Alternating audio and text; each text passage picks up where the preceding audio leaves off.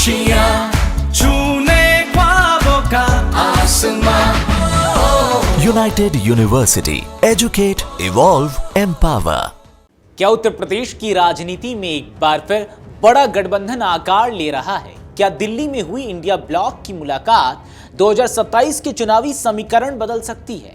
India block की बैठक में जब राहुल गांधी और अखिलेश यादव साथ बैठे तो सिर्फ तस्वीरें ही नहीं बनी, बल्कि सियासी गलियारों में नई चर्चाओं ने भी जोर पकड़ लिया। बैठक के बाद दोनों नेताओं के बीच हुई बातचीत ने सीट शेयरिंग से लेकर यूपी की चुनावी रणनीति तक कई अटकलों को जन्म दे दिया है। दूसरी ओर विपक्ष ने महंगाई, बेरोजगारी, नीट पेपर लीक और चुनावी प्रक्रिया जैसे मुद्दों पर सरकार को घेरने का बड़ा रोड मैप भी तैयार कर लिया है। आखिर इंडिया ब्लॉक की इस बैठक से क्या निकला और क्या यूपी में भाजपा के खिलाफ विपक्ष नई बिसात बिछाने की तैयारी कर रहा है? आखिर इंडिया ब्लॉक की बैठक में अखिलेश राहुल के बीच क्या बातचीत हुई? जानेंगे इन तमाम सवालों के जवाब इस वीडियो में। नमस्कार, आप देख रहे हैं अमरउजाला.com और मैं हूं आपके साथ आदर्श झा।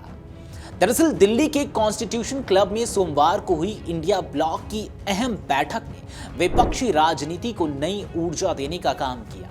बैठक में शामिल हुए समाजवादी पार्टी के राष्ट्रीय अध्यक्ष अखिलेश यादव और कांग्रेस नेता राहुल गांधी के बीच दिखी गर्मजोशी ने राजनीतिक गलियारों में नई चर्चाओं को जन्म दे दिया है। दोनों नेता बैठक के दौरान एक दूसरे के करीब बैठे नजर आए और बैठक के बाद भी उनकी अलग से बातचीत होने की चर्चा भी चल रही है। ऐसा माना जा रहा है कि इस दौरान अगले साल होने वाली उत्तर प्रदेश विधानसभा चुनाव को लेकर भी महत्वपूर्ण चर्चा हुई। राजनीतिक सूत्रों के अनुसार राहुल गांधी और अखिलेश यादव ने बैठक के बाद मुलाकात कर भविष्य की रणनीति और गठबंधन की संभावनाओं पर विचार विमर्श भी किया। उत्तर प्रदेश विधानसभा चुनाव में अब ज्यादा समय नहीं बचा है। ऐसे में सीटों के बंटवारे और चुनावी तालमेल को लेकर अटकलें तेज हो गई है। इससे पहले भी अखिलेश यादव कई बार संकेत दे चुके हैं कि भाजपा को चुनौती देने के लिए विपक्षी दलों को साथ मिलकर चुनाव लड़ना चाहिए। इसी संदर्भ में पहले से ये खबरें भी चल रही हैं कि आने वाले यूपी विधानसभा चुनाव में कांग्रेस और समाजवादी पार्टी का गठबंधन हो सकता है। उस कयासों को हवा और तब मिल गई है जब ये इंडिया ब्लॉक की बैठक हुई है और इस बैठक के बाद ये चर्चा जोर पकड़ रही है कि अखिलेश यादव और राहुल गांधी के बीच में सीट बंटवारे को लेकर भी बातचीत हुई है। हालांकि इस पर अभी कोई आधिकारिक बयान तो सामने नहीं आया है। आपको बता दें कि लोकसभा चुनाव में समाजवादी पार्टी और कांग्रेस के गठबंधन ने उत्तर प्रदेश में भाजपा को बड़ा झटका दिया था। विपक्ष का दावा है कि इसी गठबंधन की वजह से भाजपा को अपेक्षित सफलता नहीं मिल सकी। ऐसे में अब दोनों दल 2027 के विधानसभा चुनाव में भी इसी तालमेल को आगे बढ़ाने की संभावनाएं तलाशते नजर आ रहे हैं। राजनीतिक जानकारों का मानना है कि यदि सपा और कांग्रेस एकजुट होकर चुनाव लड़ते हैं तो भाजपा के सामने कड़ी चुनौती खड़ी हो सकती है। हालांकि बैठक का मुख्य फोकस केवल उत्तर प्रदेश नहीं था। इंडिया ब्लॉक के नेताओं ने देश के कई अहम मुद्दों पर साझा रणनीति बनाने का फैसला किया। बैठक के बाद कांग्रेस अध्यक्ष मल्लिकार्जुन खड़गे ने कहा कि विपक्षी गठबंधन 5 प्रमुख मुद्दों पर एकमत हुआ है और आने वाली समय में सरकार को संसद से लेकर सड़क तक घेरने की तैयारी की जाएगी।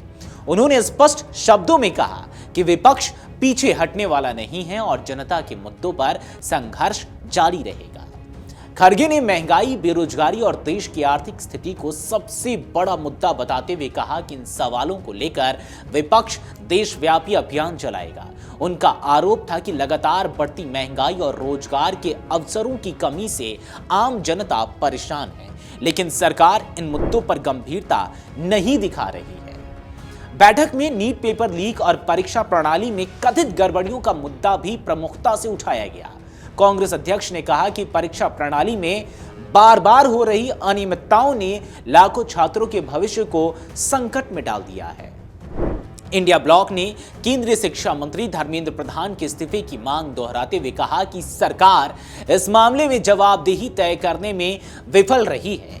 विपक्ष ने यह भी संकेत दिया कि संसद के आगामी मॉनसून सत्र में इस मुद्दे को जोरदार तरीके से उठाया जाएगा।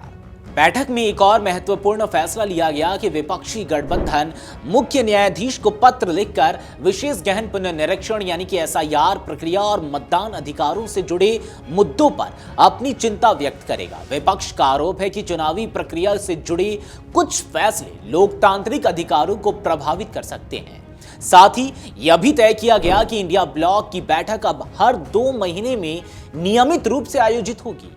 अगली बैठक 8 अगस्त को हैदराबाद में बुलाई गई है।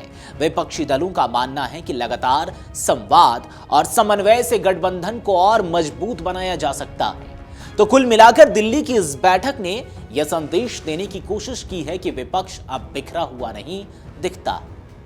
राहुल गांधी और अखिलेश यादव की बढ़ती नजदीकियों से लेकर सरकार के खिलाफ साझा रणनीति तक इंडिया ब्लॉक ने आने वाले चुनावी और संसदीय संघर्ष की स्पष्ट रूपरेखा पेश कर दी है। अब नजर इस बात पर होगी कि यह एकजुटता जमीन पर कितनी प्रभावी साबित होती है। और सबसे बड़ा सवाल कि क्या वाकई यूपी में होने वाले विधानसभा चुनाव को लेकर कांग्रेस और समाजवादी पार्टी गठबंधन करने वाली है।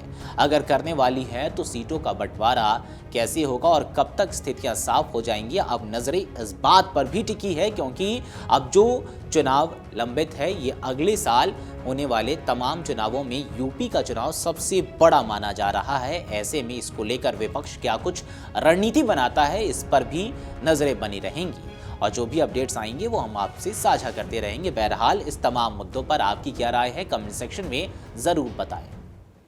अगर आप ये वीडियो YouTube पर देख रहे हैं तो हमारे चैनल को सब्सक्राइब कर बेल आइकन दबाएं और Facebook पर देख रहे हैं तो हमारे पेज को लाइक करें।